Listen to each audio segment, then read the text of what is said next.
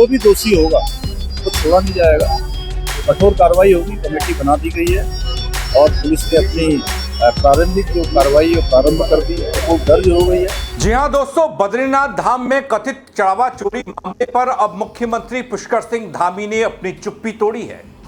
प्रदेश के मुख्यमंत्री ने साफ शब्दों में कह दिया कि मंदिर की आस्था से खिलवाड़ किसी भी कीमत पर बर्दाश्त नहीं होगा।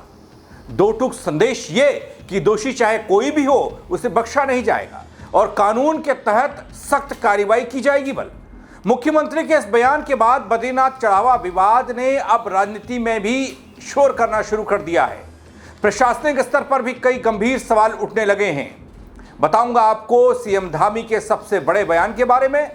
नमस्कार, पहला आंख में पंकज रौतेला, आप देख रहे हैं अपना उत्तराखंड न्यूज। दोस्तों, उत्तराखंड के मुख्यमंत्री पुष्कर सिंह धामी ने पहली बार बद्रीनाथ मंदिर से चंदा चोरी के मामले पर बयान दिया। चढ़ावा चोरी होने के मामले में बड़ा संदेश दिया।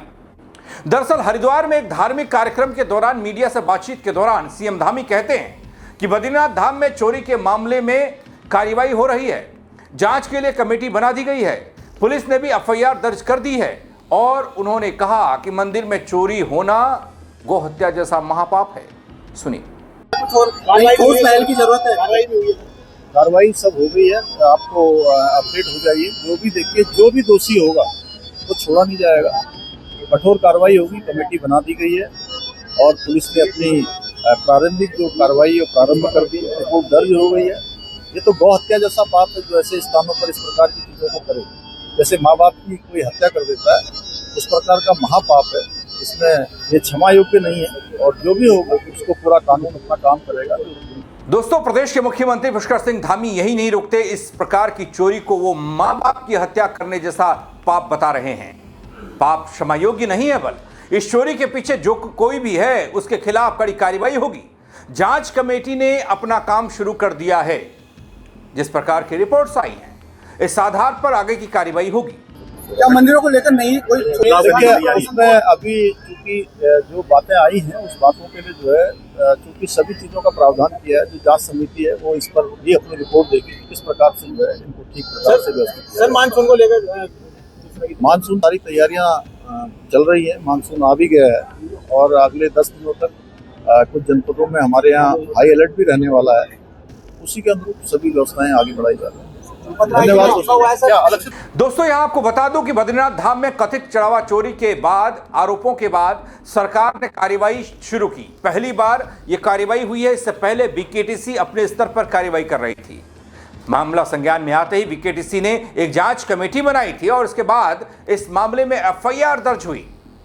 एफआईआर को लेकर अलग से आपको एक खबर बताऊंगा वीडियो में, एक रिपोर्ट उस पर भी कि किस पर एफआईआर हुई, किस बिना पर हुई और क्या क्या धाराएं लगी। लेकिन एफआईआर दर्ज होने का मतलब यह माना जाए कि चोरी हुई है। और चोरी किसने की? बीकेटीसी के अध्यक्ष हेमंत द्विवेदी के पीए ने, जिसे निलंबित भी कर दिया, जिस पर एफआईआर भी हो गई। तो क्या फिर हेमंत द्विवेदी पाक साफ हैं? दोस्तों, इस मामले में सरकार भी यह मान रही है कि दोषियों को बख्शा नहीं जाएगा, यानी कि चोरी हुई है। मुख्यमंत्री पुष्कर सिंह धामी ने जो बयान दिया उससे लगता है कि आने वाले समय में जैसे जांच आगे बढ़ेगी उसी अनुसार बड़ी कार्रवाई भी हो सकती है। लेकिन दोस्तों, अपनी देवभूमि उत्तराखंड, जहां करोड़ों श्रद्धालु भगवान पर अटूट विश्वास के साथ अपनी आस्था, श्रद्धा और चढ़ावा अर्पित करते हैं, अगर वही चढ़ावे की सुरक्षा पर सवाल उठने लगे तो यह सिर्फ एक चोरी का मामला रहेगा। सिर्फ एक चोरी का। करोड़ों श्रद्धालुओं की भावनाओं से जुड़ा यह सवाल अब हड़कंप मचा रहा है कि धामों के प्रदेश उत्तराखंड में चढ़ावे की चोरी का शोर क्यों उठ रहा है। क्या मंदिरों की सुरक्षा व्यवस्था में कहीं कोई बड़ी चूक है जो आज तक हम लोग देख नहीं पाए अपनी इन खुली आंखों से, नंगी आंखों से? क्या चढ़ावे के रखरखाव और निगरानी की व्यवस्था पर्याप्त थी ही नहीं? यहां पहले से ही ऐसा चलता आ रहा है, अब जाकर कहीं कोई चीज पकड़ में आ रही है? दोस्तों, जिम्मेदारी किसकी तय की जाए? सरकारों की जिम्मेदारी तय करें। 90 के दशक से लेकर अब तक बद्रीनाथ, केदारनाथ, गंगोत्री, यमुनोत्री और तमाम मंदिरों का प्रबंधन करने वाले लोग, समितियां जो भी बनी, जो भी अध्यक्ष रहे, जिस पर भी जितने बड़े आरोप लगे, उन सब के लिए किसे जिम्मेदार ठहराया जाए? इन समितियों को जिम्मेदार ठहराया जाए, उन सरकारों को जिम्मेदार ठहराया जाए जिनके कार्यकाल में ये घपले हुए या घपलों की आरोप लगे, या फिर उन श्रद्धालुओं को जिम्मेदार ठहराऊं जो मन खोलकर अपनी श्रद्धा अर्पित करते हैं। अब जब खूब शोर हो रहा है, सामाजिक भी राजनीतिक भी, तो प्रदेश के मुख्यमंत्री भी साफ कह रहे हैं कि मंदिर में चोरी महापाप है, दोषी कोई भी हो उसे बख्शा नहीं जाएगा। जांच समिति अपना काम कर रही है, पुलिस ने एफआईआर दर्ज कर ली है, लेकिन दोस्तों कार्रवाई का सवाल तो है नहीं ना। कार्रवाई इससे पहले कब और कितनी हुई, कितने लोगों पर कार्रवाई हुई, जितने आरोप लगे सबको क्लीन चिट मिलती रही है। क्या जांच पूरी पारदर्शिता के साथ इस बार हो पाएगी? क्या सिर्फ छोटे मोटे कर्मचारियों तक कार्रवाई सीमित रहेगी, जैसे देश के भव्य दिव्य अयोध्या धाम श्री राम के मंदिर की चोरी के मामले में देखने को मिला? जांच में किसी बड़े अधिकारी, जिम्मेदार व्यक्ति की भूमिका को क्या नापा जाएगा? उसके खिलाफ भी कोई कार्रवाई होगी? चार धाम के सभी मंदिरों में चढ़ावे की सुरक्षा व्यवस्था की समीक्षा कौन करेगा दोस्तों? आने वाले वक्त में भविष्य में घटनाओं को रोकने के लिए पारदर्शी व्यवस्था कौन बनाएगा? यह भी केटीसी जिसमें चोर बैठे हैं, क्योंकि यह मामला रुपयों पैसों का नहीं, चंदे का नहीं, आस्था का है। लोगों के श्रद्धा आस्था पर आघात हुआ है, विश्वास का है, जिसके सहारे लाखों करोड़ों श्रद्धालु हर साल हजारों किलोमीटर की यात्रा करते हैं, भगवान के चरणों में अपना चढ़ावा अर्पित करने पहुंचते हैं।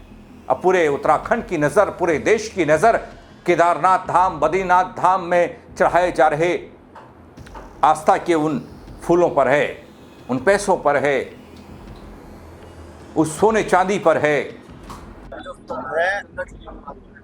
मैं चाहता हूं कि 3 जजों की, सिटिंग जजों की एक कमेटी बने, वो इसकी निष्पक्ष जांच करे। दूसरी बात, नैतिक जिम्मेदारी माननीय मुख्यमंत्री जी की बनती है, माननीय पर्यटन मंत्री, धर्मस्व मंत्री की बनती है। उन्हें नैतिक जिम्मेदारी लेनी चाहिए और इस सनातन जो देवभूमि है उस पे आरोप, उसके सीने पे, उसके हृदय स्थली पे आघात हुआ है। यहाँ के करोड़ों करोड़ों लोगों के आस्था पे कुठाराघात हुआ है, तो उनको नैतिक जिम्मेदारी लेकर अपने पदों को छोड़ देना चाहिए। और एक कर्मचारी जो बाबू के तौर पे है, वहाँ पे जो 2800 ग्रेड का बाबू है, उस पे आप केवल उसका निलंबन करने से आप पाक साफ नहीं हो जाते हैं। यदि आपके संरक्षण में लगातार 5-6 सालों से इस तरह के भ्रष्टाचार हमारे पवित्र धाम आ रहे हैं, तो कहीं ना कहीं सरकार का उसको पूरा संरक्षण है, ये मेरा कहना है। दोस्तों, हर श्रद्धालु जानना चाहता है, हर उत्तराखंडी ये जानना चाहता है कि सच क्या है और दोषी कौन है। क्या वास्तव में इस मामले में किसी भी स्तर पर समझौता नहीं होगा? इस बात की गारंटी कौन देगा? जांच जारी है, जांच जारी है, सख्त कार्रवाई होगी। इससे ऊपर भी उठना पड़ेगा। एक सबसे बड़ा सवाल यह भी, क्या देवभूमि की आस्था पर उठे इस सवाल का जवाब हमारी जांच एजेंसियां दे पाएंगी? श्रद्धालुओं का भरोसा पहले ही ज्यादा डगमगा चुका है, विश्वास डगमगा चुका है चंदा चोरों को लेकर, तो उस विश्वास को कायम कर पाएंगे क्या?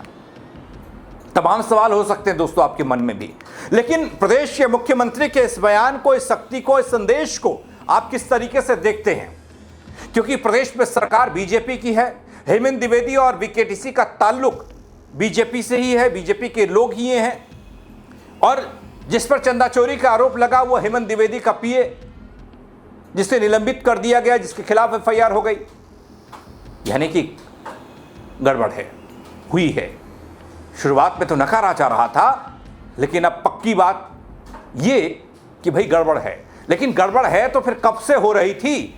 सिर्फ एक आरोप लगने से, एक घटना का सामने आने से क्या उसी वक्त की घटना को चोरी माना जाए, या फिर अब तक बड़ा खेल होता रहा और सब अनजान बने रहे? आप जरूर अपनी राय दीजिएगा दोस्तों इस खबर पर। क्या लगता है आपको? कमेंट के जरिए बताइएगा, खबर को शेयर कीजिएगा ताकि और लोग भी देख पाएं, क्योंकि ये हमारे आस्था, श्रद्धा और हमारे बाबा भोलेनाथ नारायण के मठ में अगर चोरी हो रही है तो फिर बहुत बड़ी बात है, बहुत संवेदनशील बात है, बहुत गंभीर बात है। फेसबुक पर देख रहे हैं, फॉलो नहीं किया है, नए हैं तो वो कर दीजिएगा। यूट्यूब पर देख रहे हैं, सब्सक्राइब नहीं किया है तो वो भी कर दीजिएगा दोस्तों, ताकि हर अपडेट आप तक पहुंचा पाऊं, वक्त पर पहुंचा पाऊं। मेरे साथ जुड़ने के लिए आप सबका बहुत शुक्रिया। जय उत्तराखंड। जो भी दोषी होगा वो छोड़ा नहीं जाएगा, कठोर कार्रवाई होगी। कमेटी बना दी गई है और पुलिस ने अपनी प्रारंभिक जो कार्रवाई प्रारंभ कर दी है, वो दर्ज